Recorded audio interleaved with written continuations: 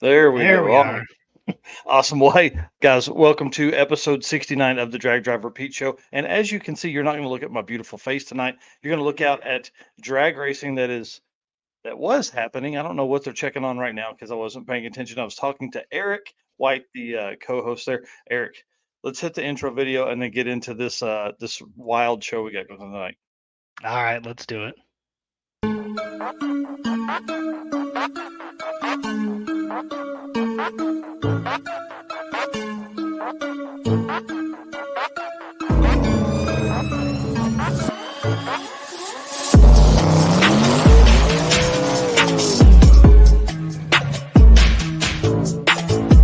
We're gonna pack things up and hit the road, try to make it the next day.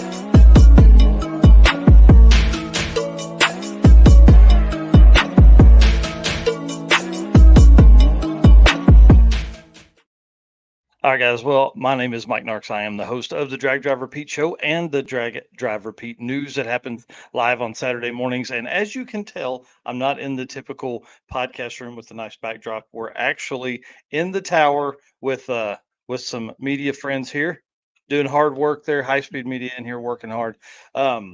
It's been crazy. We're at Thunder Valley. We're halfway through the Rocky Mountain Race Week trip, but we're going to talk about all of that right after Eric introduces himself and we get into the show. All right, I am Eric White. I am the co-host of both the show and the news. Going through a lot of photos. I've been editing a lot of photos the past week Yep. between Six Summer and then what you've been sending over from Rocky Mountain Race Week. We've been posting a lot of photos to Drag Drive Repeat, which is always fun. Yeah, it's been awesome. You've been working it diligently at home on albums and all that kind of stuff. And then I've probably taken 400 or 500 real style vertical videos that are going to be dropping. I drop them as often as I can, but I'm trying to spread them out across all the platforms. And man, it is Oh, pandemonium. I'll just a tell you lot this. of work. Yeah, it's I was telling some guys earlier, I'm on about 6 hours of sleep since Sunday morning. So it's been pretty intense the last 2 days. Last night didn't get to sleep till almost 5 a.m. and that's the way it goes. You drive a couple hours. Rocky Mountain is one of the coolest events because they race at night, and we were talking about this yesterday, I think actually with James, about how the day the racing gets better as the day moves on instead of kind of the other events like drag week or sick week, and you race in the morning, and that's typically when the air is the best. But if you miss that window or make a mistake, then you're making a pass in the heat of the day. Well, like we'll talk about with Brian Goldstone, they've made two passes at midnight basically this week so far, and that's been the passes they've been able to turn in. So kind of Yeah, awesome. I'm going they've to had turn the a camera back around. So they've had a rough week. It seems like.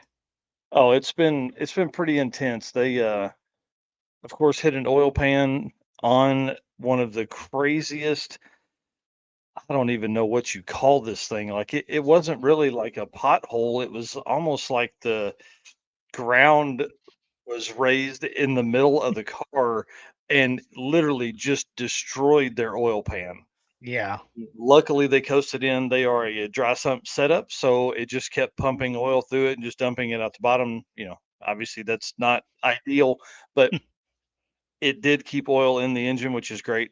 And then so they fixed that. They had no sleep as they pull into that gas station. They work all day. So that's literally, they were up 36, 38 hours doing that. And then the same thing last night, obviously didn't have any damage. They replaced an alternator, but they were up for another, 22 hours before they got any sleep. So those Yeah, guys are and this taking is it pretty tough. yeah, and this is just coming off of Six Summer as well. So it's not like, Yeah. they've had a bunch of time off. They went from one event, a couple days at home and back to another event. are people tearing stuff up? Oh no, they're just doing another burnout. Okay, just man, again, pulled into the track about an hour and a half ago, and have literally sat in the room here, just watching burnouts and trying to get ready for the show tonight. But yeah, Goldstone and Brian Robbins have had a hard time of this event. And, I always talked with them a whole lot about how I felt like they would enjoy the night racing because the temps get cooler, it's a little easier. You're driving towards the racetrack every day. And then every night they've left at like 2 a.m., they left the racetracks and been trying to drive at night, and then something happens. So Yeah. yeah, they were at Bucky's last night at like 3 a.m. or at 4 a.m. after having to put an alternator in on the side of the road. Yeah, definitely rough. Yeah, there's been a lot of people. The heat is really starting to take its toll on a lot of these cars. I feel like, there's cars that are dropping out quite a bit. We saw some, Jason Hurley dropped out the other night or yesterday due to camshaft or lifter failure. Yep. And he didn't blame it on the oil, obviously, but he said that he saw oil temps higher than he'd ever seen in that car. And, he's done with that engine, now 6 drag and drives with it Hmm. and has never not finished an event with it. And, he's won the previous 3 Rocky Mountain Race Week events with that car. So it was hard for him to make that decision. But, he's got the Havlicks deal coming up in a couple weeks, and then he's got 2.0 right behind that. So he really he didn't need to destroy that engine and then go into trying to fix it in the 6 weeks we have before the Havlicks deal. Right. Yeah, so that was pretty intense, but he said 185-degree oil temps for him, which was the highest he had seen. And so that made me start asking other racers what they had seen, and several of them said 220s to 230s oil temperature. Wow. Pretty Yeah, intense. that's definitely wild there. Yeah. I talked to Steve Willingham. He said that he has a huge oil cooler and a huge fan on it, and he didn't see any more than 185. So it kind of makes you wonder, like, how do you prepare for this type of temperature? Typically, if you were at home and you're not going to get your drag and drive race car out unless there's a reason to in this kind of heat. You're just not going to do that. And Yeah. I don't know how you prepare for this kind of stuff, but there's been a lot of guys that have survived. I think we're looking at still, more than 250 cars in competition. Yeah. All right. Do you want to hit the summit ad read? We'll kind of start Yeah, our normal show before we get too yeah. far in depth. Yeah, definitely. Let's do that. Summit Racing Speed Legacy began in 1968 as a one-man operation and is now the world's speed shop with 4 facilities and 200 plus catalog editions. Fueling your passions, they save you money, deliver fast, and offer top-notch customer service for more than 1,500 brands. Make sure to download the Summit Racing mobile app for easy access to speed parts. You can find them on Facebook, YouTube, TikTok, and Instagram, or on the On All Cylinders podcast for more automotive discussions. From humble origins to the social media lane, Summit Racing stands by your need for speed. And again, you can find everything summitracing.com. That's right. Well, tell us a little bit about this photo here. Oh man, listen. So if you're in Arlington or going to be anywhere close, you've got to stop by the store. The Arlington location is one of the coolest stores that's in there. So I met Red Hat Scotty there. He was going to look at some of the clearance section store, whatever you call that thing, in the back, or scratch and dent, whatever. And so I thought, man, I'll just creep around in here and look. I didn't buy anything, but I should have. There was a lot of stuff there that was calling my name. Some of the Summit turbos, I think I need to maybe run twins on the old truck instead of just a big single. There you go. But great Yeah, store. it's pretty cool. It looks like a fun place to hang out for sure. Yeah, I think they have I think it's set on like 65 degrees in there for when hot rodders are coming through there. They enjoy that AC. Yeah, that's awesome. And then before we get too far, again, as we always say, thank you guys, all the race car friends. I know a lot of them are probably at Rocky Mountain Race Week, so they're probably not able to watch tonight, but hopefully listen on the podcast, maybe on the drive to the next track or however. Mhm. And then, of course, we got to thank the sponsor, Summit Racing, Driven Racing Oil, Molly Motorsports, Car Chains 3D, Howard's Cam, Performable Transmission, Sweet Patina Racing Junk, and WAF Racing, which wasn't on this picture, which we'll get to talk to a little bit later tonight. Mhm. Yep, I'm excited. And then Power Tube, where we're going to take this and edit it down and move it over. Yep. It looks like they've got maybe some junior street racers up here. Again, the only reason I have the camera flipped around there is because it's a way better view than you guys looking at me. And Rocky Mountain's one of the only events that runs a junior street program. So these are 13 to 16-year-olds making passes in these cars with their parents or whoever's in the passenger seat there going down with them. But they can't run any faster than 9.0 in the eighth. And a lot of these cars run nines in the quarter mile. So Nice. kind of intense there. Yeah. So do you have any notes on kind of who's leading classes or anything at this point so far? Yep. So currently, Goldstone, obviously, overall, he is the quickest of the day. And then I've got the most recent stuff pulled up. So we'll have a few updates, but I do want to talk about the Alan and Nicole Ledesma Mach E Mustang, that whole EV scenario here. They're husband and wife, and they're leading the class. So that's kind of cool to me. Yeah, that's pretty So wild. yeah, so they're out here making passes tonight. We've seen them. They were at the last route stop. I didn't get a chance to go around to the into the pits before I came up to the tower, but definitely I know they're here because he hasn't messaged me or anything like that. But I wrote an article this morning talking about kind of why they, what they look for in that car, what they're doing throughout the week. Looking for charging stations and all of that. So that's kind of a neat one. And they're, of course, as a husband and wife leading the 13.0 index. That's one of the most highly contested classes that you can probably even attempt to look at. And 29 cars in that class.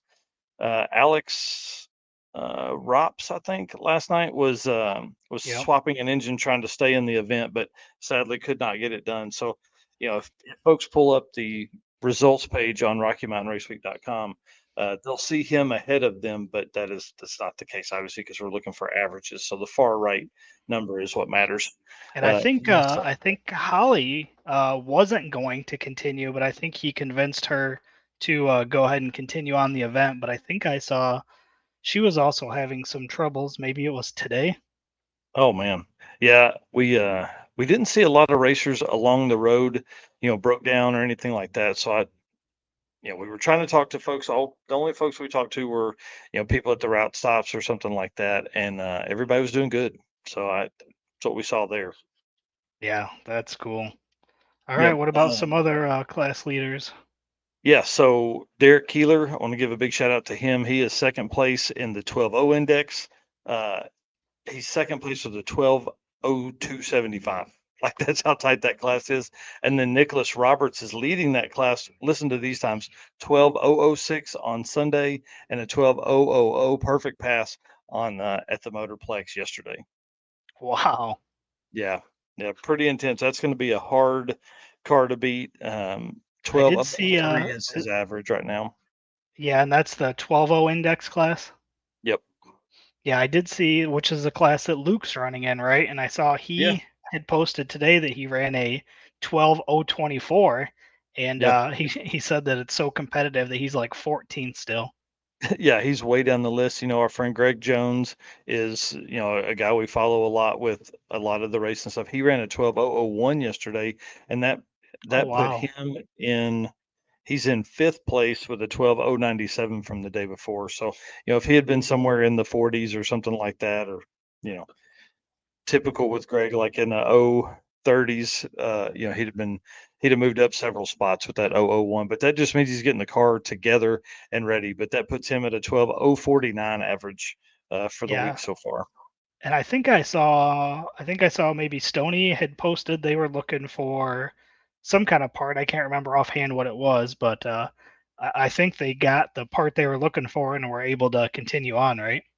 Yep, yep. They are on the road, and that makes me think of the guys Jesse Harris and Robert with Bernie. The new, that was the Oh, diesel yep. rat rod pickup is now twin turbo LS. Yeah. Yeah, that Yeah, was kind of a surprise. I wasn't expecting to see that. yeah. I don't think he was expecting it to be here either, and they're paying for it. Sadly, it took them like 30 something hours to go the 300 miles because in the beginning they could only drive 3 to 17 miles at a time. Oh So they no. drove more than 300 miles at, by the end of it, they had bought a pump sprayer that they could spray on the radiator, and that would get them 50 miles because the pump sprayer would run out of water at that time. That's Crazy. wild. Yeah, that's pretty So tough. Speed Mini here said Greg Jones needed a tensioner. That's what it was. Oh, gotcha. Yeah, that guy is I'm sure they found that pretty easy. Yeah. I mean, typical LS or a standard LS tensioner should have been easy to come by. Yeah. All right. So what are some of the other classes we haven't covered yet? So right now I'm watching the 9.0 index class. It's very competitive. Top 3 are 9.0. Like the number 3, Brian Walton, is 9.04 right now. That class record is a 9.087 average, so we have an opportunity to beat that record. If these guys can keep going on.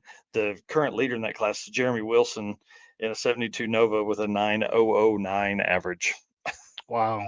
Yeah, we've never seen that class be that competitive. Usually, that class is 920s, 940s, things like that, just because, I mean, that's a really fast car to run that kind of time. So, I need to get the story on that car before I get out of here. And then in a small block, Sean Stanford from, I think, Solid Tech Performance he's got his 2020 Camaro.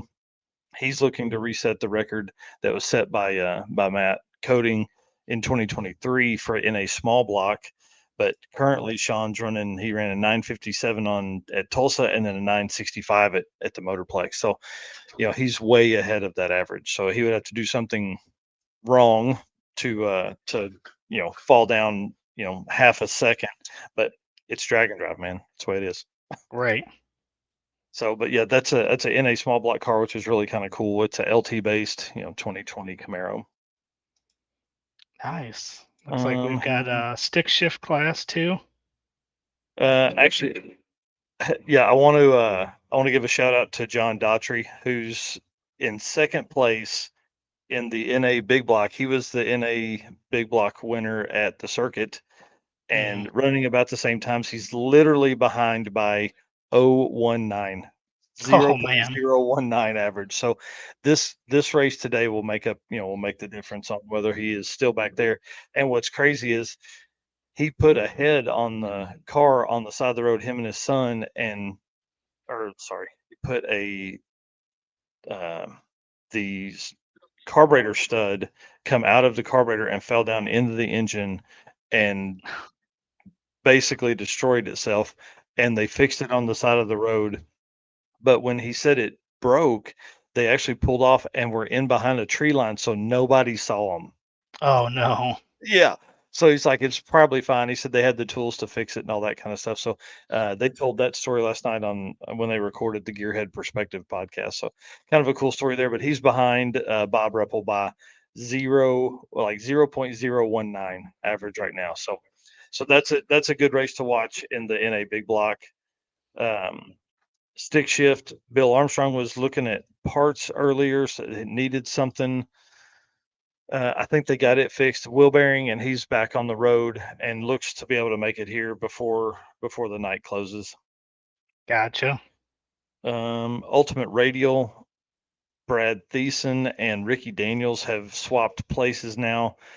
Brad's ahead by 0.07, essentially 0.069, whatever. Those are two of the other cars that are in the sevens. So currently we have Brad Thiessen, Ricky Daniels, and Clint Sadowski in the sevens. They're all in the same Ultimate Radio class. Oh man.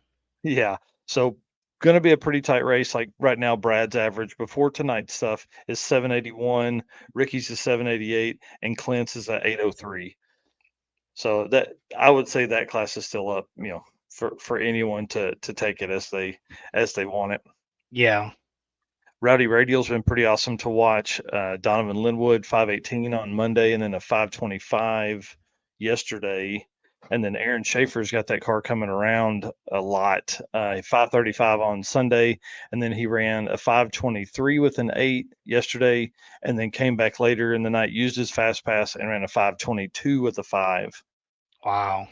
Yeah, so those cars are close. Everybody else is kind of back.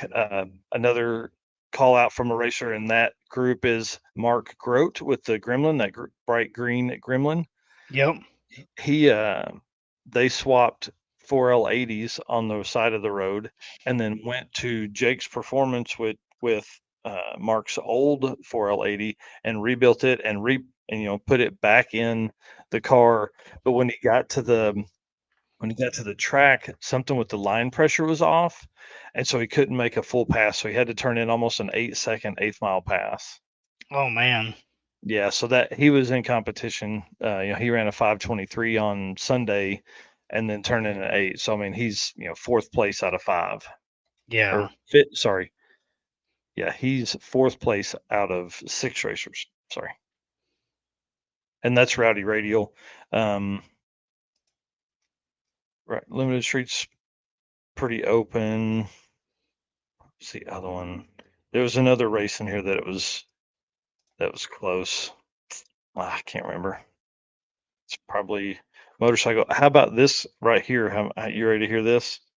Are you looking 12 at the motorcycles. motorcycle?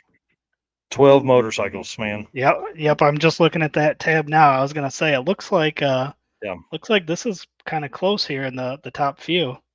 Yeah, so you got Shane Werner with the 21. I think it's a GSX-R 750, right? That I'm I not think sure. so. I think so, but it's a 971 average with it's got 2 cute little adorable nitrous bottles on it.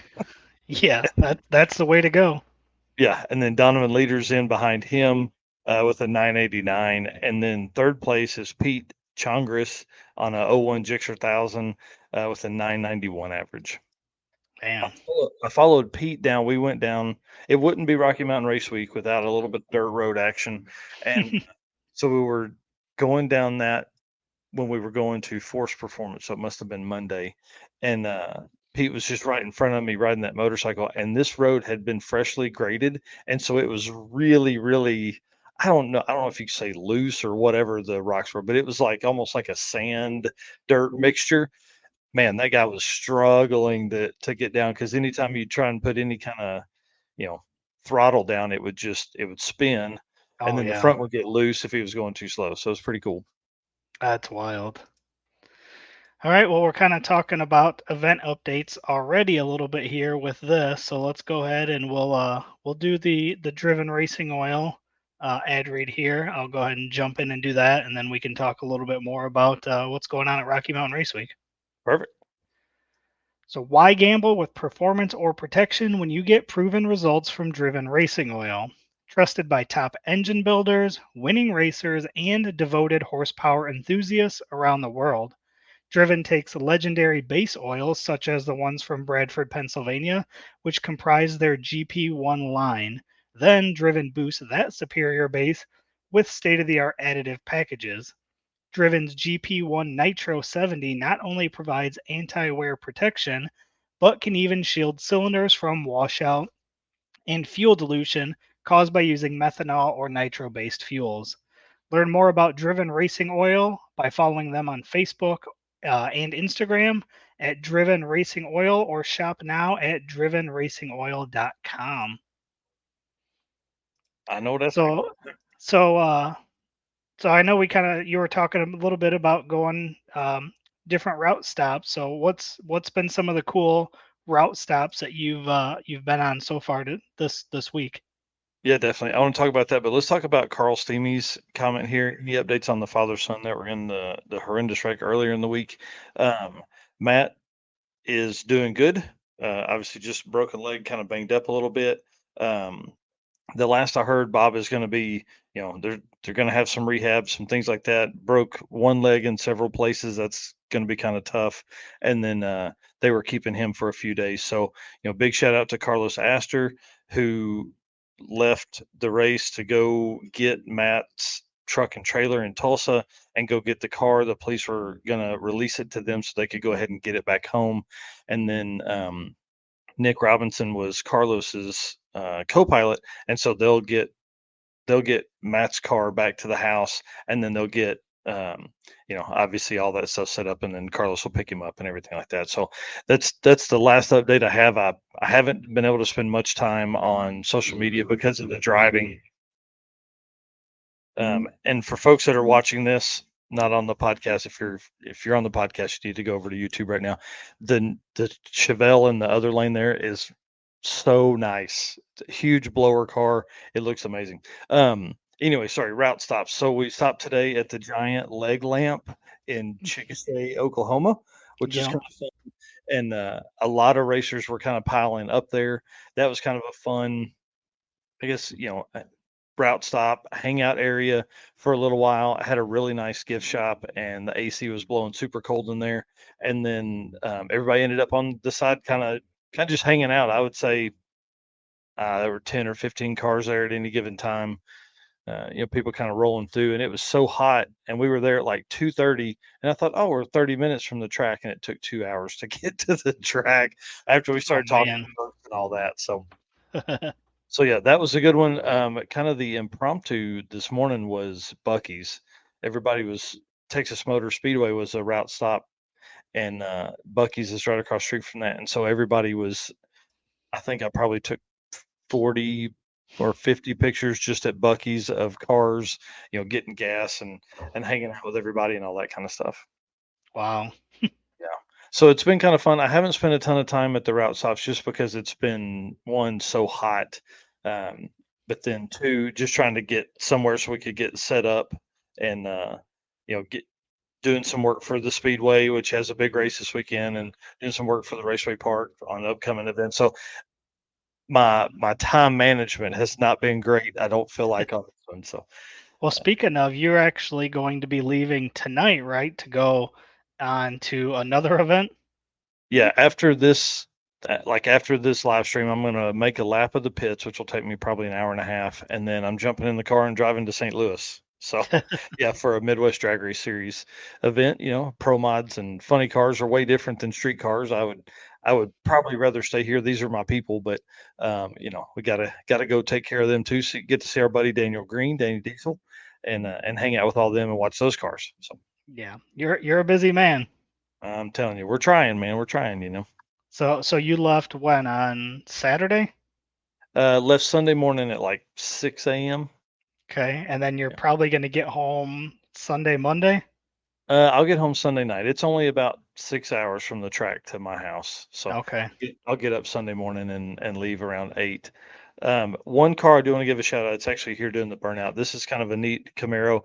The guy built it. It's an 850 car. It will eventually run 850s with it. It has the big motor in it.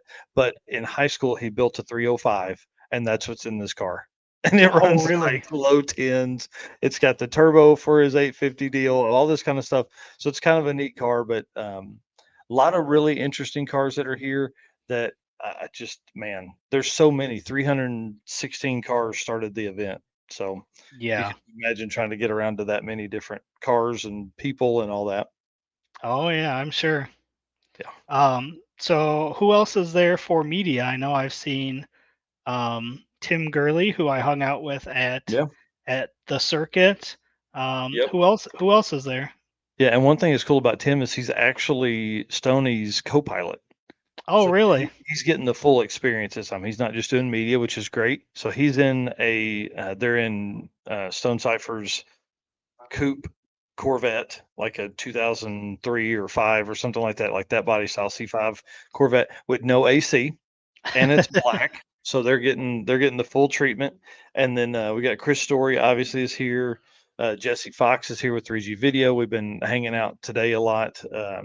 High Speed Media, James Shower and his team are here. And then who else? Cole Reynolds is here. Richard Burns has followed along for one of the first times. Typically, we see him here at Thunder Valley, but he's been with us all week so far, so that's kind of awesome. And then, Man, yeah, it's a bunch of folks here, bunch of folks. yeah, that's cool. Those should be tons of photos Yeah, from this event, which is always exciting. yep, yeah, that's for sure. And you can see kind of racers that are gathering up here. You got Jim Parkinson down there. You got Chris Story down there wearing a circuit shirt. Come on, Chris, I appreciate the support for sure. And then Stoney's down there as well. Nice. Yeah. Yeah, I can't see them from where I'm at, but Yeah. you've got the bird's eye view there. Yeah. Yeah, that's for sure. So This track is racing, go ahead. whoop, so racing starts at what'd you say about 3 o'clock, Yep. and it goes until when? Well, so we've ran till midnight on Sunday, and it was probably 11:50 when they stopped running cars last night. So it's only Okay, supposed to go till about 10. But what they've been doing is they'll get kind of that first round of cars through, and then because of the heat, they'll go ahead and take a break, prep the track, and then they'll run on into the night with that stuff. So there's been some folks that have gotten a lot of passes, but there's been others that have only gotten one pass per night because they missed their class call or something like that. The first night, we really didn't even have an opportunity to run an open run because of the heat and the time trying to get everything, you know, to keep people from having heat strokes and stuff. oh man, Yeah, it's been pretty wild. And just for the folks that are here on site that are listening to this, I mean, definitely hydrate. I know Adam's been saying it all day, every day, but like you can't drink enough water in this kind of heat. yeah.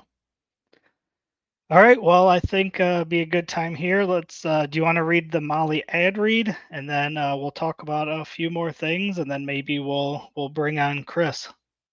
Yeah, perfect. We'll do that. Attention high performance enthusiasts and racers. Meet the Molly Motorsports Power Pack Kit, your ultimate solution for power packed performance. The Power Pack pistons are made from either 4032 aluminum alloy to allow for tighter cylinder to wall clearances and improved temperature stability, or 2618 alloy to allow for increased detonation resistance.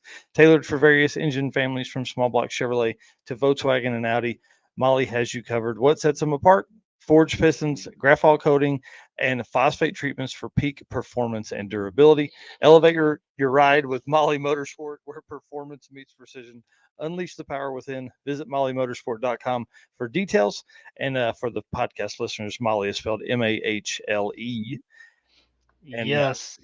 yeah, just as a reminder, Molly is our co-pilot spotlight sponsor, and you've got to take the chance to jump over there. I know there's a lot of co-pilots that are saving the day during this event, running waters and taking care of things and sliding under cars, fixing stuff. Yep. We saw Catherine Doyle in the engine bay of Walter Doyle's Chevelle on a picture he posted earlier today. So, give a shout out to your co-pilot, please. Yeah, I just dropped the link into the chat there. So again, you go to dragdriverpete.com. There is a tab on the top for Molly Copilot Spotlight. Click that link. There's a handful of questions. Fill that out, and then that's one of our topics we get to talk about every week is how awesome some of these co-pilots are. Oh yeah, for sure. Um, I see your notes here about fast passes. I will say it's been a little all over the place this week. Obviously, Goldstone has ran in the sixes both days, but it's come at a struggle for him. They ran a 12-2 the first pass in the event, and then it was like a 9-8, and then Jason Hurley came out and ran a 7-7, sorry, Goldstone ran a 9-0, and then Hurley ran a 7-7, and we were wondering if they were going to be able to get back up, if Goldstone was going to be able to get back up and make another pass. And that's when he turned in his fast pass on Sunday night, which is, I don't know, that's kind of a gamble, right? Do you use your pass early in the week to get that baseline? But he couldn't have taken a 1.3 second. He couldn't have been behind at that point behind Jason by that much. Yeah. Now, So it would have been fine, but Yeah. So for the people maybe that are watching, I assume most people watching probably know about the Fast Pass, but maybe people yeah. listening on the podcast might not know what this Fast Pass is. You want to kind of explain that a little bit so they know what we're talking about? Yep. So instead of like a quarantine area or something or an open lane for the class leaders, Matt gives every racer a fast pass at the beginning of the week, and you can use that at any time during the week, and that gives you right up to the lanes to get your pass done whenever you turn that in. So it is kind of a gamble because if you're only going to get two passes because of oil downs or something like that, and you use that, that's how Goldstone was able to get three passes on Sunday night. So, and there's been some other racers that have turned those in, and it's worked for them. I mean, it is a gamble to do that with, but a lot of times that's the chance you take. Yeah, because you only get one for the entire week. Yeah, just one. So if you use it on Sunday, the first night of the event, that's it. Your fast pass is gone. Yeah. And we got Cole Reynolds in here. No, nice. Yeah, other fast passes of the week. We're looking Donovan Linwood, obviously with the 518, quickest pass, a Rowdy Radial of the week. Yeah, Cole Reynolds was up here with me earlier. Ah, very cool. He's in the floor right here. Hang on. He's been listening to me the whole time. Yeah. You didn't even know he was behind you? Nope. I thought he was out on the. I thought he was outside working. Oh, that's funny. That's pretty awesome. He said he doesn't work. We know that's a lie. That's one of the hardest working dudes in media, especially for drag and drive stuff. Yeah, other fast passes. Brad Thiessen, they've got that car figured out. They've made a couple passes, but where I'm sitting, I can't see the scoreboards from here. But I know they've made at least one since I've been sitting here on the show tonight. So I'm sure they're looking for sevens again. Again, that's the ultimate radio class, and 3 guys in the sevens for that class. So that should be a pretty fun race to watch throughout the rest of the week. Because Very cool. we have tonight, and then you have tomorrow at Mocan. So that's going to be kind of a hard drive for these guys. So we have 300 miles almost today that we drove. Then it's almost another 300 tomorrow to Mocan. So you got 2 more. If you haven't made your pass tonight, you got tonight, and then you got Mocan, and that's going to set your average for the class wins and all the class standings, I guess, And then Friday they go into the races. So, but they have to make that final drive to be able to say they completed the event. So, Yeah, so there's still quite a few miles left to be driven. oh yeah, for sure. Almost, well, I mean, probably almost 450 miles left. Wow. Yeah. Yeah. Pretty intense. So I think when I pulled in here, I was 840 miles for the week so far. And that includes the 100 from my house to Tulsa. Man. Yeah. The little Saturn rockets racking up the miles, huh? I'm telling you what. Uh, And then today, sorry, just real quick. Today, I put my little OBD2 reader in to see what kind of temps, especially after everybody talking about oil temps. Well, I have a trans temp sensor in that deal, and the trans temp was at 212 degrees in the little Saturn. Oh man. Yeah. So Speaking of the little Saturn, I was editing pictures from the historic Auto Museum route stop on Six Summer, and I have a great picture of you driving in the Saturn rocket. So oh man, all those photos should be up likely tomorrow evening ish. So I think there's about 350 pictures that will end up getting posted from that. just from the route stop. Just from the route stop. Holy moly, man! It was a great stop though. Yeah, it was a lot of fun. Everybody was kind of ready. And that'll put me to the last day, so day 5, which is my biggest amount of photos that I have to go through. There's almost 2,000 photos just from day 5. Man, that's intense. Yeah. It's intense. Well, I suppose we should probably thank everyone, and then we'll probably hit the Howard's Cam video, and then we can bring Chris on if Chris is ready. Yep, I think that'd be great. All right. Do you want to thank everybody? Yeah, for sure, guys. Thank you so much for being our race car friends. You cannot do this without everybody support and the shares and the likes and the comments and all that kind of stuff. I'm telling you, at 3:48 a.m. last night, I needed those comments because it was pretty tough being awake at that point. And of course, our sponsors that make all of our travel and everything possible. Summit Racing, Molly Motorsports, who's here on site, Driven Racing Oil, Car Change 3D, Howard's Cams, Performa Built Transmissions, and WAF Racing, who's going to be on here in just a minute. Sweet Patina, Racing Junk Classifieds, and then PowerTube TV. And then, the gentleman's agreement. You want to run through that and tell everybody what that is? Yeah, so you guys probably hear this from us every week, but it's something that's important. We're going to continue doing what we do. We're going to cover events like Mike being at Rocky Mountain Race Week right now. You're getting a view of some cars going down the pass. but we need you guys to give us a like, a share, subscribe, all that stuff, so that we can continue doing what we like to do. So that's a gentleman's agreement.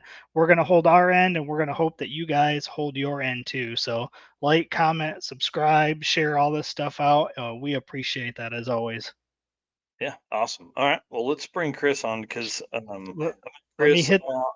Let me hit this. Let me hit this last video. We'll do the Howard's Cam video, and then we'll be ready to jump in. You're the man. Hello, ladies and gentlemen. Harris from the Monoxide Podcast. Real quick, Howard's Cams was founded as a racing cam manufacturer almost 80 years ago when Howard Johansson created Howard's Power and Racing Equipment in 1945.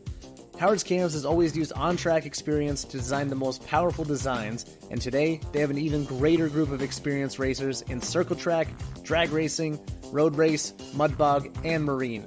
They use all this input plus the most advanced computer software to design the most competitive race-winning products. From pioneers in drag racing and oval track to cutting-edge marine development, Howard's Cams is at the forefront of the industry. So make sure to reach out to our friend, Luke V, for your next valve train upgrade. Awesome. Oh, yeah. All right. Are we ready to bring on Chris? I think so.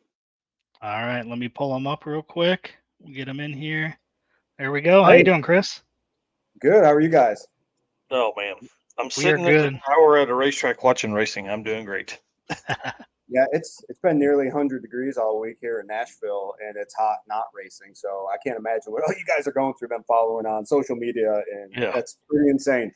Yeah, those guys have really been putting it to the test. I told them earlier, I don't know how they're doing it, to be honest. It would be too tough for me to be out there in a race car. I would have to be driving at night and then get to the track and just Uber to a hotel somewhere or something. Yeah, I don't. Kudos to those guys. I hate the guys hearing about the guys having trouble, but it's fun to follow along. I don't know that I'm ready for that level of drag and drive yet. It might be a year or so till I'm ready for this level of seriousness. for this level of heat. Yeah, because you've done several. You've done Jeff Kircher saying the Nashville hot chicken. Yep, there it is. Still recovering from the circuit, Mike. Yeah, I was going to say you've done the circuit. You've done Sick Week. That's actually where we met. And Drag Week the week before, the year before, and Sick Week as co-pilot in 23. I guess that's kind of what got me really kind of hooked on the sport, going with my buddy as his co-pilot, and I just thought this is pretty cool. Yeah, anytime somebody participates in these, it really, I'm telling you, it's the best community that I've ever been involved in. I would agree. I've been doing Hot Rod Power Tour with a big group of friends for maybe five years or so. So I've been getting used to, getting a car ready for an old car, a hot rod for an old trip, and a long trip and dealing with overheating and the stresses that come with that. But the drag and drives are a level above. It's a good working vacation. That's for sure. Yeah, it's not a vacation at all. Like it's real work. But when you're done, you want to sign back up and go do another one. Yeah, absolutely. I'll be at 666 later this year. I would have loved to try to do 6 Summer, but they do Hot Rod Power Tour and 6 Summer at the same time, I guess. So I couldn't abandon my buddies for Hot Rod Power Tour. That's been a long-standing thing. So maybe next year there'll be different weeks. Yeah, definitely. Well, let's talk about Power Tour for a minute and just kind of go through some stories of what you guys ran and what you drove and all that kind of stuff. So I'll show you the big fancy, I got my fancy camera here that I can rotate. So we finally got the old CUDA going. And if you successfully complete, yay is your prize, a cool metal sign for the garage. That's awesome. But no, I had a good time. It was, we made out well this year. It was 2 of the stops were close to home near Nashville. Bowling Green, Kentucky, and Nashville, Tennessee. So we kind of got to camp at home the first 2 days and had some pool parties with friends the first 2 days, and then we hit the road for to Louisville on Wednesday. And where do we go after that? Columbus on Thursday and Indianapolis on Friday. Oh, that's awesome. So let's say pretty close to your region, I would say. Yeah, not too bad. Round trip for me was about 1,200 miles for the whole thing, get home. So it was good. The CUDA has a new motor in it. It's been a 2-year kind of ups and downs drama with the Mopar there. So it was nice to get the new engine off the dyno a few weeks before Power Tour, get it in the car, debug it the best we could, and then hit the road. And it ran great. We beat on it. We horsed around. We kind of cruised with the guys from the Mopar Connection magazine. I don't know if you've ever any Mopar guys might know who they are, but he's got a pretty rowdy 69 Charger, and another guy's got a 67 Belvedere, and we had a good eclectic group of Mopars and GMs and stuff, and it was fun. Hit roadside pubs, get some beers, watch the cars go by. It's good fun. Yeah. And did you guys were you going to racetracks, and how many cars were there? Yeah, day one in Bowling Green, they had the track open, so you could run your cars, but it was, there's not really any prep. Everyone's on a street tire and it's nearly 100 degrees, so I didn't take the car down the track. But there's about 7,000 cars this year, so if you've got a car that can run good highway speeds, it's like a good rolling car show, because if you take the route, you can just blow by everybody and see everybody. But you get to these venues and they're just fields and fields of cars. That's a lot of cars. 7,000 cars. I can't even imagine that. I don't even understand that. And it's Right. Some of the venues do a better job than others getting all the cars in, because you've got a 6-hour window to roll in and get your stamp.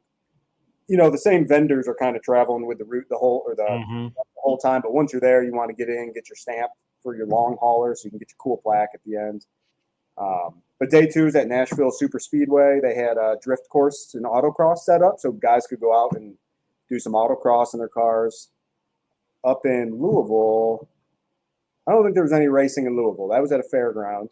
And then in Columbus was, can't remember the name of the track, but it's where the Mopar Nationals are, and that's a drag strip. So they had racing up there in Columbus. And then Indianapolis, again, I'm terrible with track names, but it was at a drag strip as well. So you were able to get on the track there too.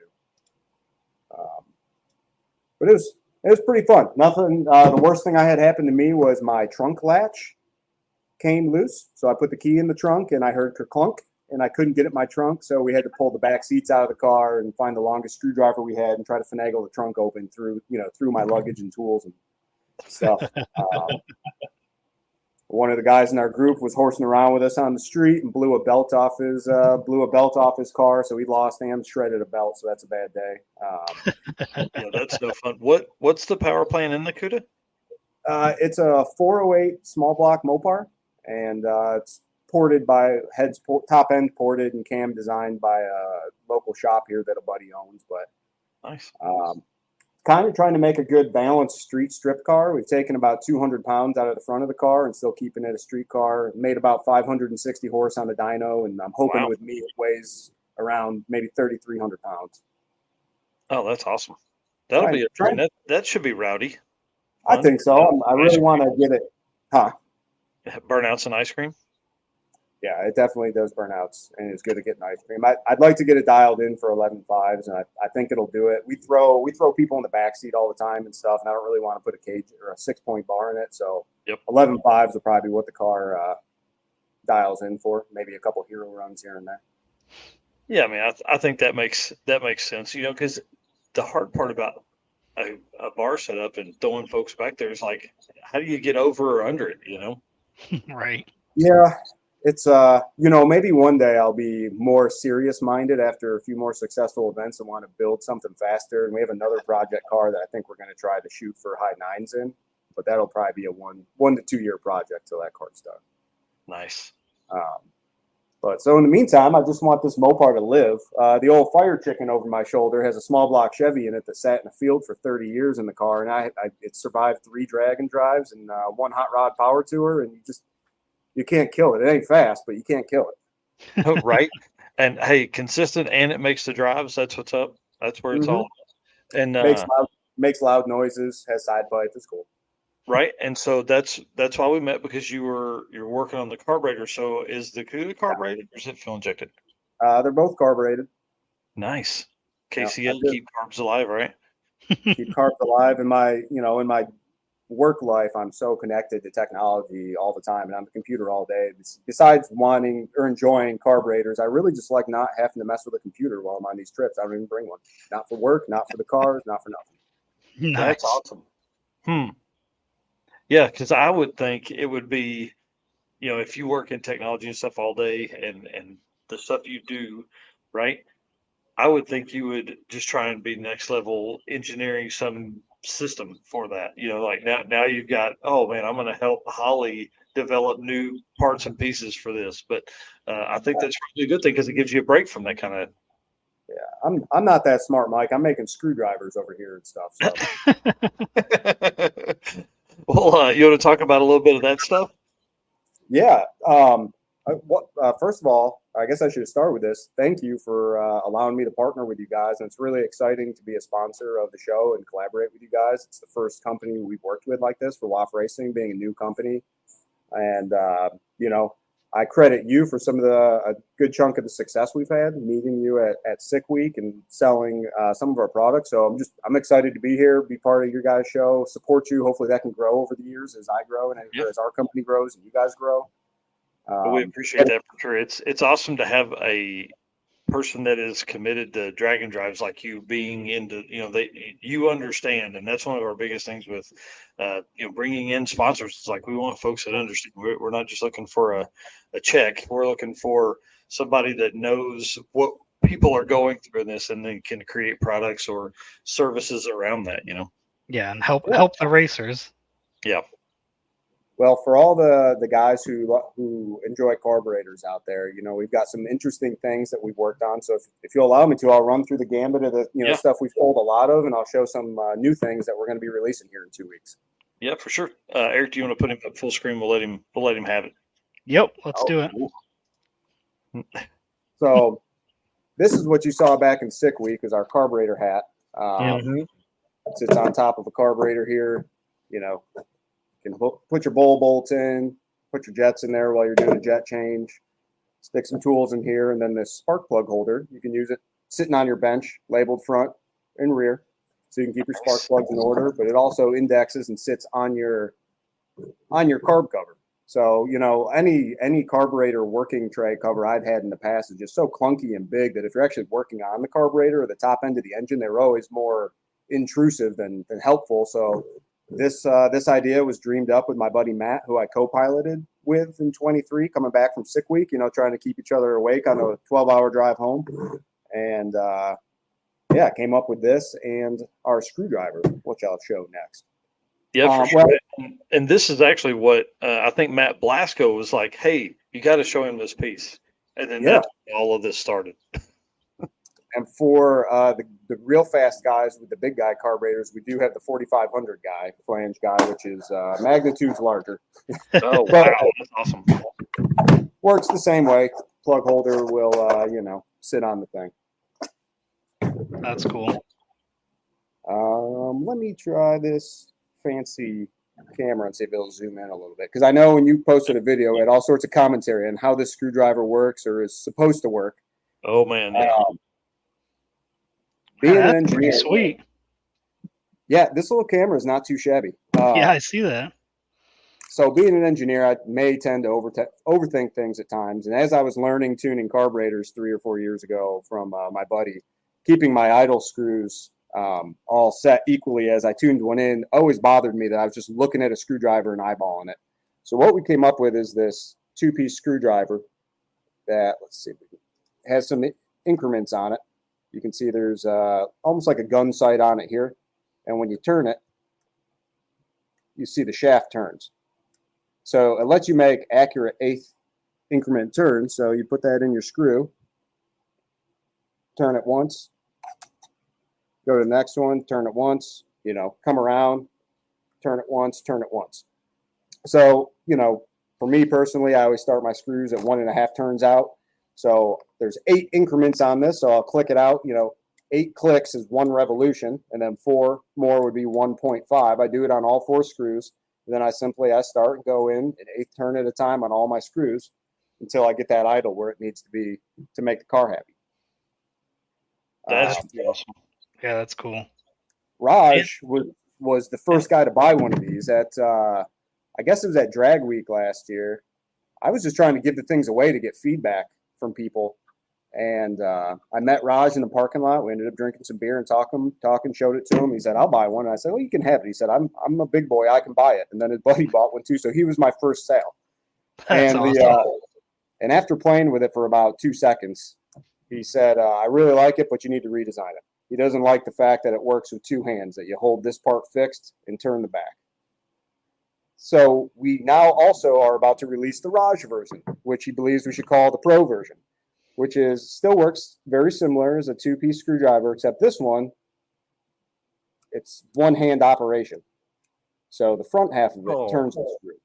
So for guys who are a little more experienced with a steady hand, can come up to a carb a little easier in one click, without having to get 2 hands up there around the carburetor. I'm learning to love this one. I still like using our original design, but I'm been using this one a lot lately. And that as your hand gets steadier at tweaking these motors, but guys like Raj and serious racers who are making tweaks up at the line and doing stuff like that all the time, that's what they want. That's why we like feedback from folks. Is even though we may think we have a great idea, it's sometimes it's only kind of great, and the feedback makes it great. So. Yeah, and what I like about that is it gives you the opportunity to collect a bunch of data, right? Because that's where I get a little nerdy and stuff, is trying to figure out, hey, it ran this with this 4 clicks over here and 4.5 clicks over here, Yeah. So from that, Raj was actually at I think it's NMCA. Correct me if I've got the wrong acronym. The race up in Bowling Green maybe 3 weeks ago. He was working the event up there, and I was able to scoop him up from Bowling Green to come hang in Nashville for the day and showed him some of the other tools we were working on. And we brainstormed and had a couple beers and came up with the rest of a set that we're about to release.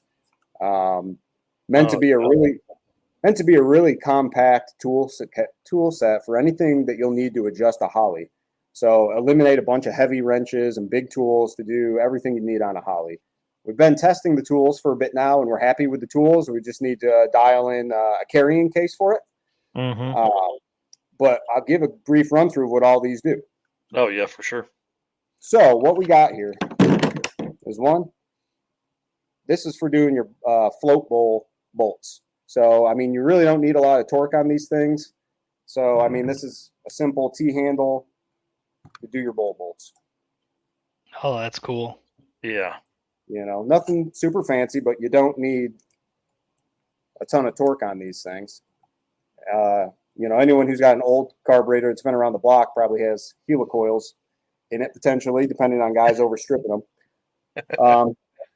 So this is one of the guys, and you'll see he's very shiny at the top because we've learned that not all Hollies are created equal. Some have this bolt's a lot bigger, a lot closer to the fuel inlet than others, so it gave us the reason to add a lathe to the shop to turn these nut drivers down and get them to make sure they fit every Holly. Nice. So how many Hollies does your shelf include now? I think 6. 2, one in each car, and 4 random ones. This one got pulled out of I don't know where this came from. I think this came with the 70 Roadrunner I bought. Nice. It's all covered in crud, but it's good for demos. Yep. Other guy we got is a screwdriver that is meant for your, let me get it on screen, your squirter here, your accelerator pump nozzle. So it fits, which I know you can't see down in here, but guys who know Hollies know what I'm doing. Getting the squirter out of here. So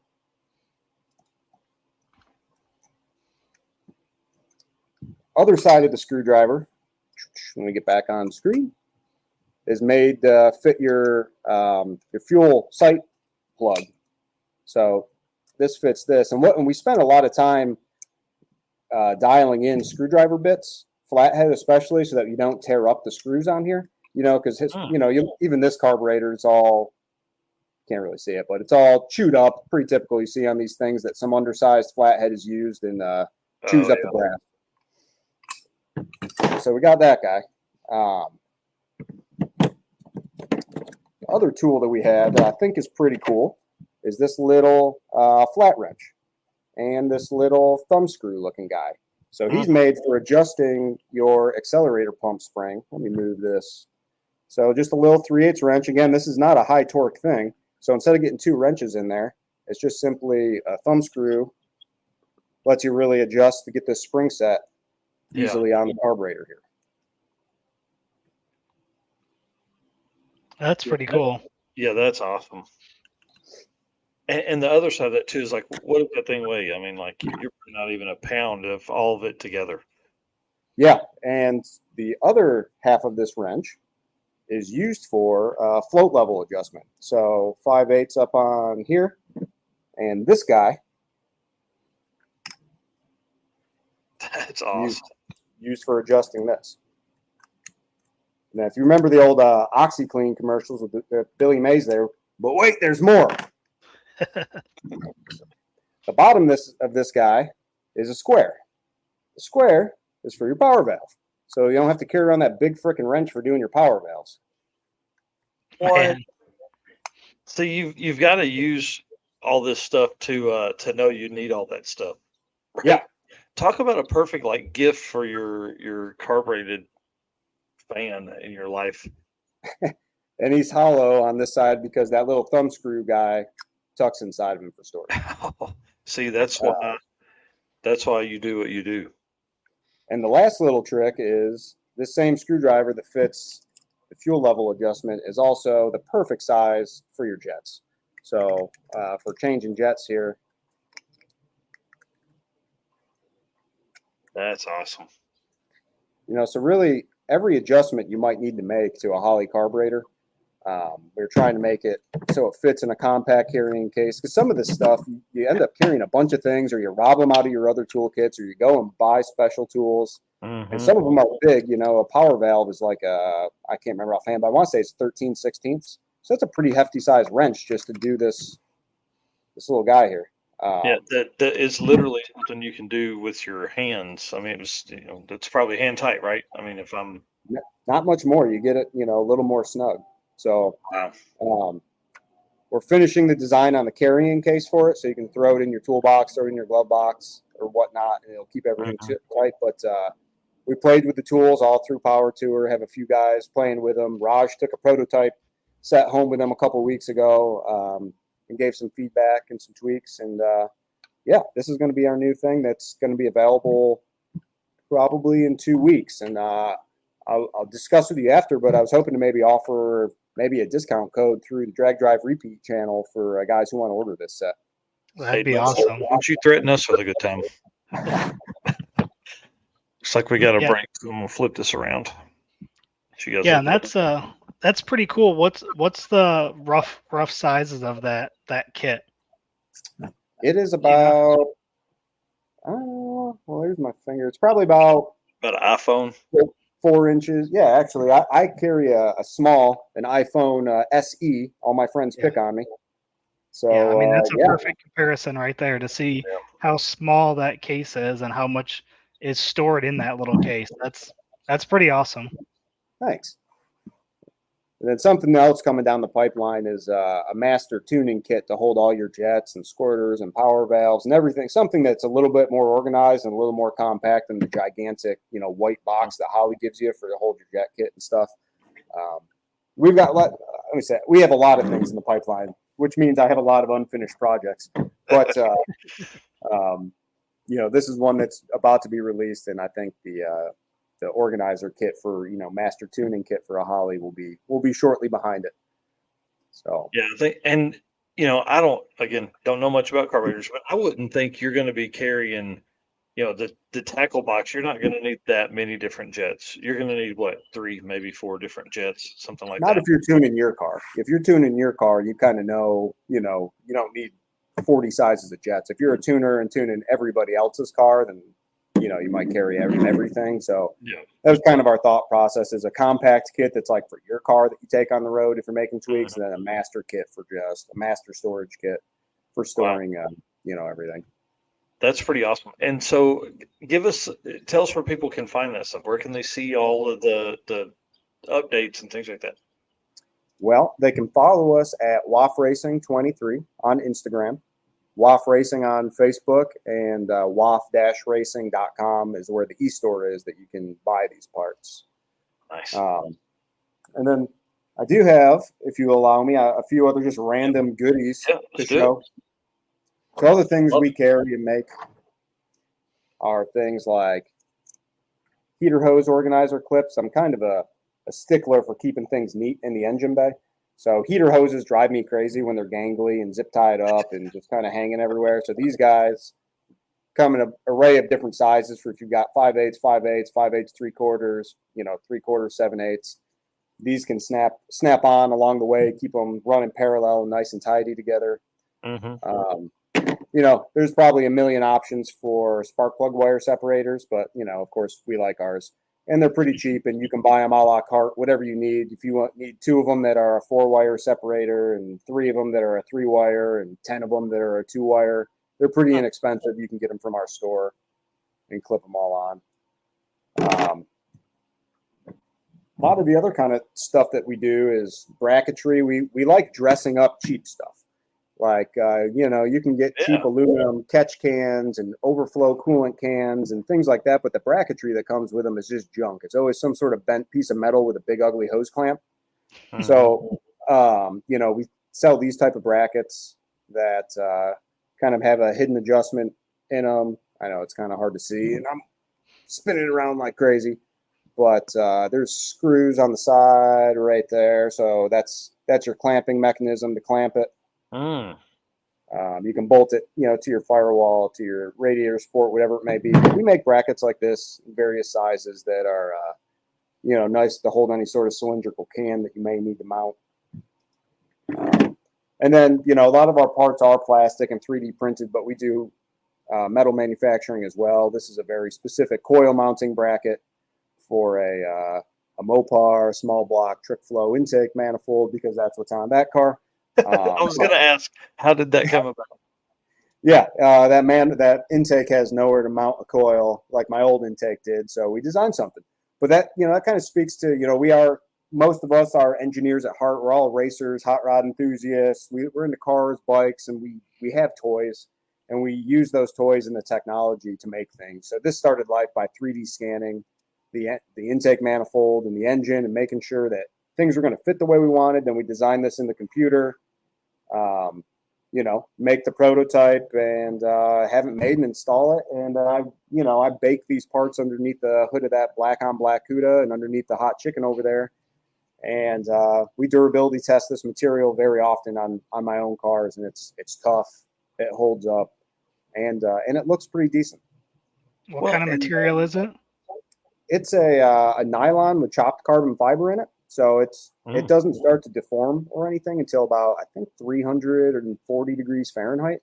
And it, stays rigid. It doesn't get slimy on you. It doesn't start to goo over or anything. It's been a pretty nice material in the engine bay.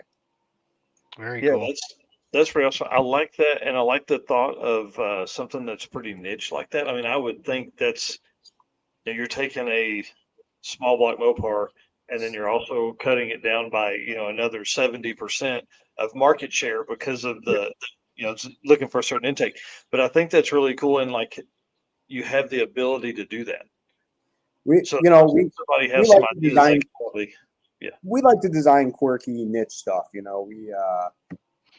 What WAF racing grows into, I don't know. We'll see where it goes, but it help funds a hobby. Those of us who work on these projects, we drive our cars. Not everyone's a racer in our group that works on them, but everyone drives their cars. Whether one of our designers, he's into Lotuses. He's got a Lotus Elise and he drives the piss out of it. He's not a drag racer, but he likes to get on the road track.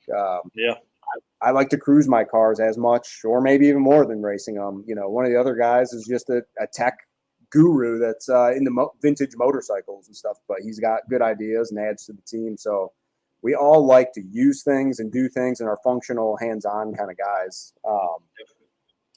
Here's another interesting one. Definitely talk about this piece, because when we made the announcement, we had some shots of this, but this is pretty cool. Yeah, so Mike Turner, Drag and Drive guy, you probably know him with his Dart. He had reached out to me about making some lightweight front fender extensions for his Dart. Factory ones are, I can't remember off the top of my head, but I want to say 4 to 5 pounds a piece out of cast pot metal. So we 3D scanned them, brought them into the computer, made some tweaks to make them suitable for 3D printing, printed them out, and we're at a pound each. So, we shave somewhere from 6 to 8 pounds off the nose of a guy's car, which in a full weight, street car, maybe that's not a huge deal. But for the guys who are pushing the edge, 4 to 8 pounds means something to them. So, products like this are something that we work on for customers. Sometimes just one-off. Sometimes we'll bring them to our e-store. But, unique stuff for racers and hot rodders that are one-off that want something specific for their project are pretty fun. We may or may not. There's my mom. And I was just going to say, most of the stuff, most of the products on your site are fairly inexpensive. Like, people aren't going to spend a ton of money coming and buying these parts. So I think that's also good for people to know too. Like, I was just looking at the website here, the carb covers $40. Your screwdriver kits are $25. I mean, these are very affordable items for people to go pick up and stick in their drag and drive trailers or trunks. I appreciate that. It's always been discouraging to me when you see something interesting and then you want to go buy it and go, oh hell, it's not that interesting. I don't need it that much. Well, and I think that's part of the fun for you guys is that you're not doing this to pay the bills. You're doing this. It will become more than a hobby business. But as of right now, it's like, oh, hey, let me scratch this creative itch that I have because I have, I have an all day, everyday job. Yeah. So listen, it's for fun. Yeah. The income for WAF racing helps feed these cars that are, behind me and get me to events. And I'm going crazy with the camera. But the main business is, we I'm co-founder of an engineering firm here in Nashville, and some of us are just car nuts, so we spun off WAF Racing, and that's slowly evolving into being more of my time. I hope it evolves into eventually being my mostly full-time thing because I really enjoy this area of design, working on automotive projects for really racers and hot rodders who have a vision of what they want. Are cool stuff to work on. Yeah, that's for sure. We're working on some bell mouth and air filter housing things for some of the guys too that are quick change, so you can take them on and off of the turbo inlet. So we got a lot of interesting things that we've been contacted about that are kind of all in process. I would say that's probably one of the hardest parts too. Is like everybody kind of has an idea of what they would like to see, and then now that they know they have somebody they can hit with those ideas, good luck, friend. They're gonna be coming to you. Yeah, prioritization is challenging, and then it's the worst. The most unfun part of it is when you get a request for an idea of a guy that's, just has an idea really, and you don't think it'll be very marketable. It's going to be a really one-off sort of thing. It's hard to prioritize something like that when there's not really money's involved. So sometimes those are challenging to get on the priority board, and ahead of some of the other stuff. But we definitely like all ideas and all feedback from people on the things that we already have released, so we can continue to make it better.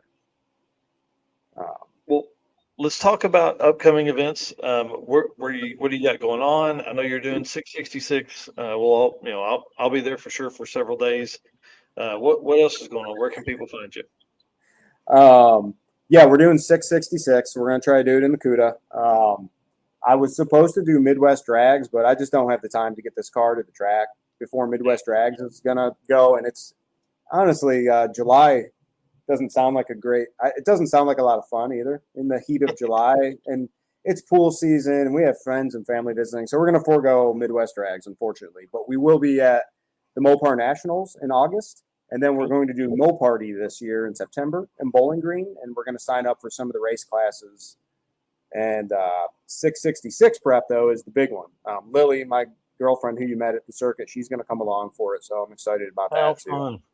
Yeah, what's the list there? I can see trailer hitch.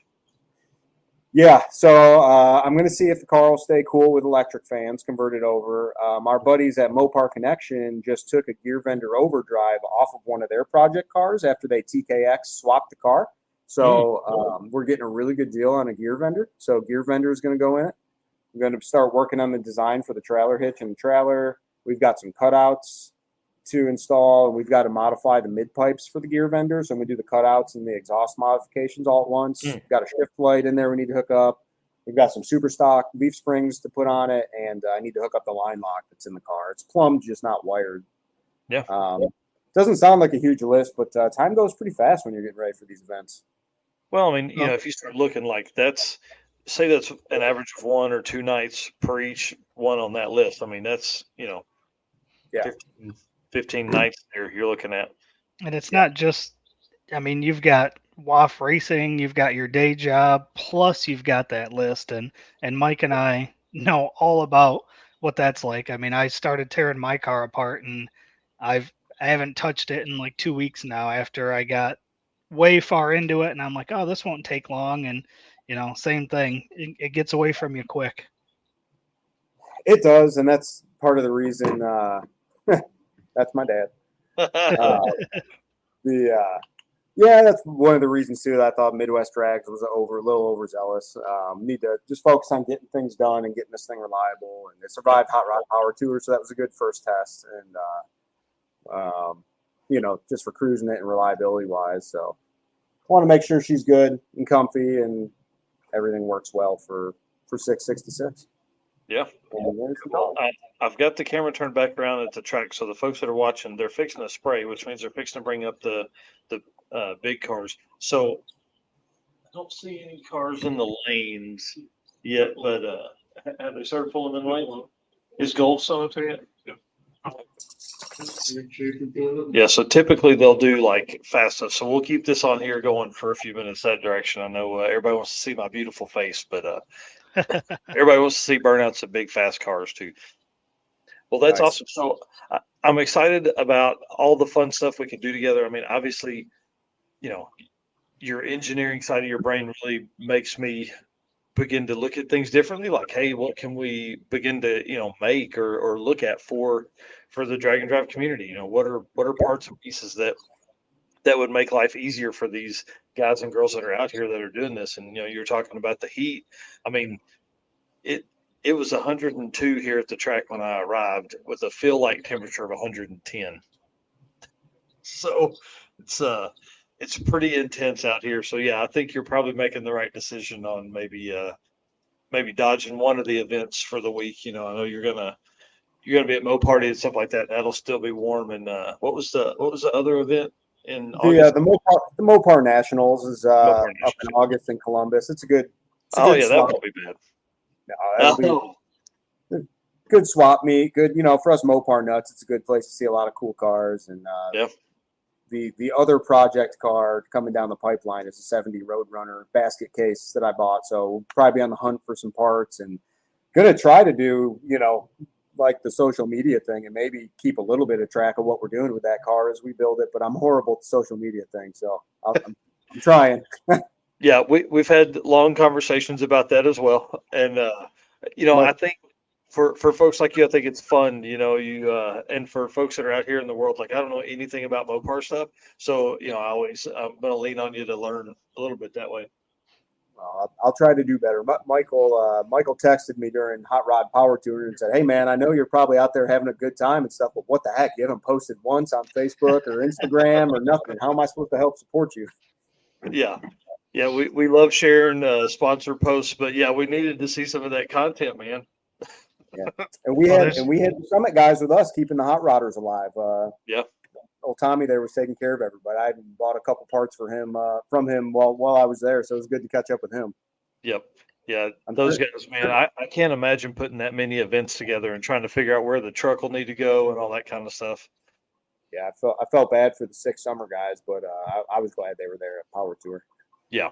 Well, and again, it goes back, they can't be everywhere, and the best way for them to be everywhere is for people to buy their parts from summitracing.com. And if you spend enough money there, then maybe they'll buy a third truck to go out and be at events. There we go. Yep. So we're working on something for the circuit 2025 to have, like some Summit products there or, Summit people there or something like that. So I'm excited to be able to hopefully release that in the next few weeks as soon as I can get the dates locked in for 2025. Nice. So, yeah. Well, we're looking forward to your event next year. We had a great time. We're looking forward to seeing it continue to grow next year. Yeah. Yeah. We're excited. Well, if Keith, the plan as of right now is to do Tulsa to Mocan to Tulsa, and then end up doing the racer party Saturday night in Tulsa because they have more go-kart options is all I'm going to say right now. So we're looking at all this stuff. I just got to get dates locked in, but it will definitely be April. So so put that on your calendar plans, everybody that's out there listening. Nice. Yeah, I'm trying to see who's here in the lanes. I did see Bryant Goldstone ease around. Brian Robbins is back on the scooter, headed back towards the pits though in a high rate of speed. So I don't know what that means. Those guys again had a hard time. So how many people were in your group on Power Tour, and what all did y'all break? There was maybe 6 or 7 of us. There was myself and my 73 CUDA. One of my oldest friends, Tinos, has a 66 Olds. Kevin Shaw from Mopar Connection in his 69 Charger. Another guy with a 67 Belvedere, which was a pretty cool big block 5-speed swap car. A buddy from up home in New York State did an LS swap on an early 90s Ford pickup truck. And he drove it from Syracuse, New York, down to Nashville to meet us, and then did the whole Power Tour and drove it back to New York. Nice. That was his first Power Tour, and he was excited about it. And he left there saying he has to buy something cooler than an early 90s Ford pickup truck for next year. But he had a great time. Who else was in our group? That was the 5 core guys that did the whole thing together. The first 2 days that were local, there was like 12 or 13 of us all cruising together for the first 2 days because it was right near home, so a lot of guys were able to go. Oh, one of my buddies, Mike, he has a 65 Impala with its 327 4-speed car. He did the whole thing with us too. No serious breakdowns in our group or anything. We all cruise. I know for drag and drive guys who've probably never done Hot Rod Power Tour, it sounds lame, but it's stressful in a different way. It's a long cruise, and there's long waits to get into venues, and it tests your relationship with your friends just on where you're going to stop and eat, what time you're going to get up. Now, with Power Tour, it's been so long. There's not like mandatory route stops. It's just get to the next facility. But there's like, hey, there's going to be stuff going on here, right? Yeah, there's a published route. And if you take it, you see a lot of cars. And what's fun with Hot Rod Power Tour, because there's so many cars, people in these towns will be set up in chairs, and kids out of school, middle of the day, waving flags as you go through these small towns, and cheering the cars on and trying to get you to do burnouts. And that's one of the neat things about Hot Rod Power Tours, because there is so many cars, and I think because it's been around so long, even though I know all these events publish the route, it seems like for Power Tour you see so many people out there, and it's pretty cool to see all out and get the taste of Americana, and people who really like the hobby, the hot rod hobby, and kids out there excited about it, and dumping coolers. I'm sure there's probably never any water out on the road. No, not at all. But there's no mandatory stops. There's a published route, but if you're having a bad day, you can hit the highway and get there if you want. But if you skip doing the route, you're really missing out on the essence of it. The venue is not the fun part. It's the same. The guys like Summit and everyone who are there all week, they're awesome, but the venue is not the exciting part. It's the cruise to get there. Yeah. Because they usually make it like a 5 or 6 hour drive if you do the route. And every gas station you go by, there's hot rods pulled in. Every diner, every bar, you're driving the route. You just see old cars everywhere, which is cool. Yeah, we went in 2012 and 2013 when they came through Arkansas, and that was one of the funnest parts. Was you would pull into a restaurant, and it was like, there's 100 cars, and like the entire restaurant is race car friends. Like they're everywhere.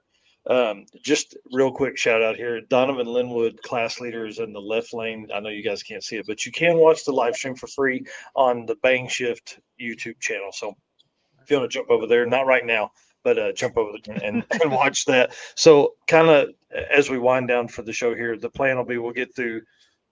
If Bryant Goldstone makes his run, we'll keep you guys on here, and then we'll go from there. But so as you move that many cars through, what is y'all's plan? Like, did you all convoy together? Did you was somebody the leader? How does that work? Well, you learn which one of your friends are good leaders and which ones are not good leaders. The guys who can't keep a pack together, that they pull out into traffic when there's room for 2 cars when you're in a group of 6, and then and some of the guys are not that I condone using your cell phone when you're driving anyways, but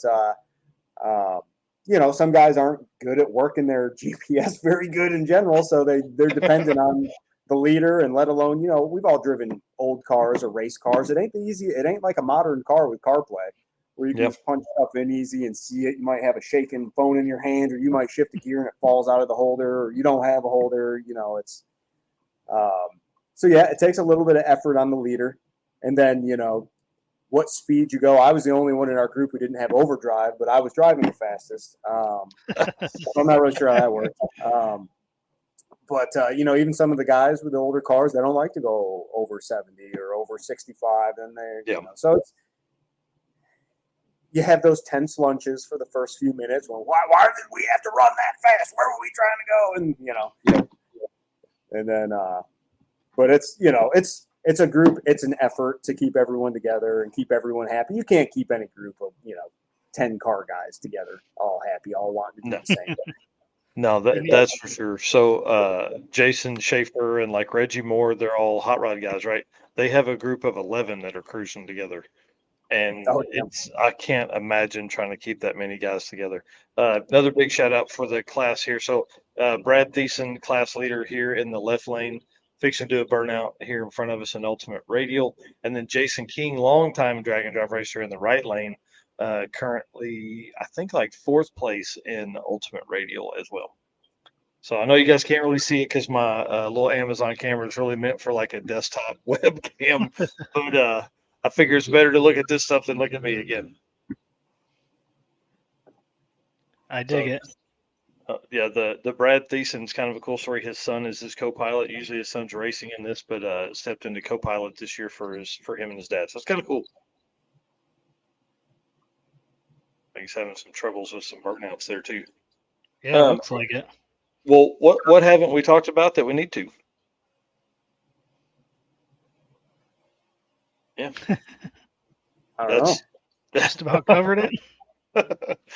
Well, listen, Chris, I want to say thank you for putting up with me, man. I know I'm probably hard to get along with sometimes as far as like when I'm asking a whole bunch of dumb questions, but I do appreciate you being such a good friend and obviously partner to the brand too. That helps us a lot, and we're excited to really kind of after this event kick off what I'm hoping will be something that's fun. I want to do like a random spotlight as part of the WAF racing segment. And I think what I'm going to do is I'm going to assign a number to every racer that's completed a drag and drive.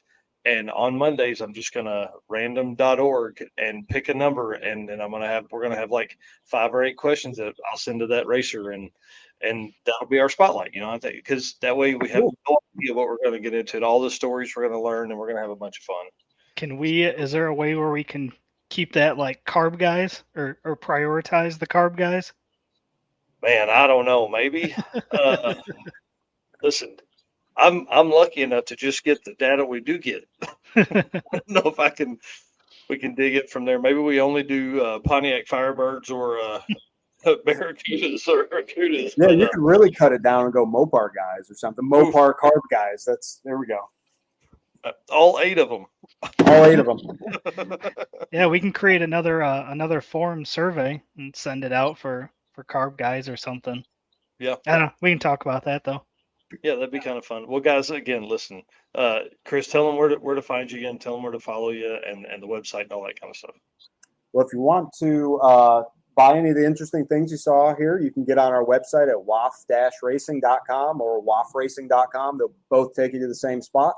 If you want to follow along with our shenanigans, you can find us on Instagram at wafracing23 or on Facebook at wafracing. We're going to try to keep up with new products and ideas we're working on, and also some of the builds and getting ready for 666 and the new project as it starts to kick off over the summer. We're gonna try to keep all that stuff out there and do the social media thing and have fun and chat with people and make cool stuff and have fun.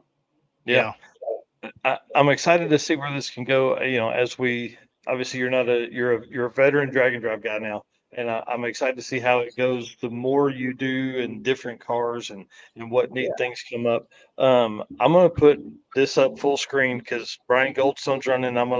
I'll do the call down as we run here. But again, these guys have had a struggle this week so far, and this is their first time to do Rocky Mountain Race Week. So again, racing at night, first time for them. They're used to racing during the day, and as you could hear in the burnout box over me talking, they've been struggling a little bit with getting that car to come up like into building boost on the two-step, and it's died on the line like 2 or 3 times while they've been trying to make a pass. It'll start trying to come through. So maybe Are you they've got able a little to bit of that fixed. Are you able to see the times from where you're sitting? Yeah, I can see them from here. You wouldn't be able to see it in the No, camera. no. It doesn't I have was just curious to see Yep. what he runs or to hear what he runs. Yeah. Earlier I couldn't see because the way the sun was setting, but it's down in behind some trees now. Looks like is it a solo run? I don't see anybody in the left lane. Yeah, it's solo for this round. I mean, this car really has the capability to knock off a 10-year, overall ET record right here this week. So that's one thing.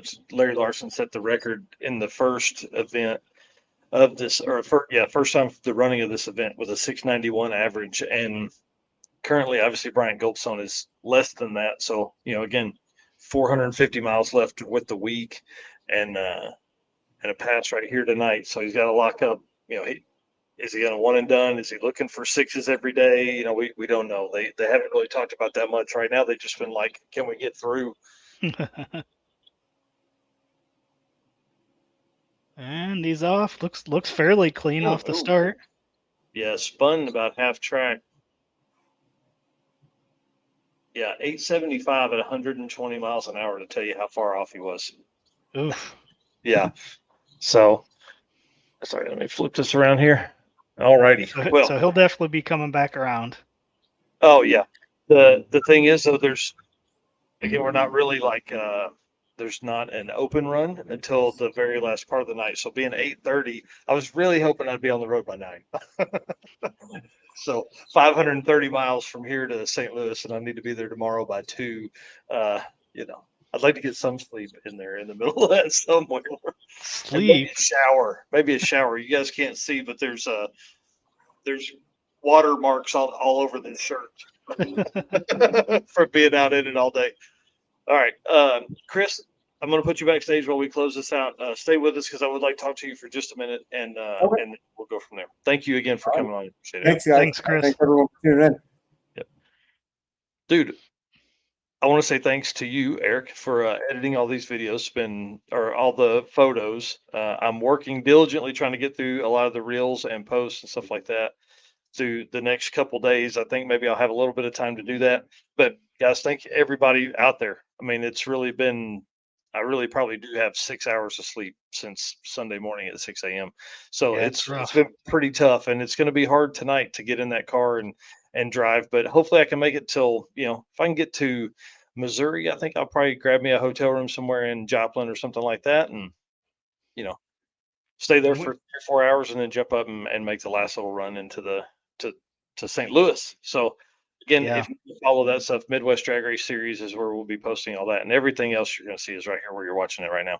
Yeah, and we managed to go an hour and a half on shooting from the hip tonight. I mean, we didn't have a whole lot to go off of. We were kind of just going to wing it and see how it went, and I think it went pretty good. Yeah, hey, listen, you let me talk about stuff. Dragon, I can do it. All right, well, if you'll send them out thanking our race car friends and sponsors, man, that'd be awesome. Yep, I was just getting ready to pull that up, but I lost it. 1 second, where'd it go? All right, here we go.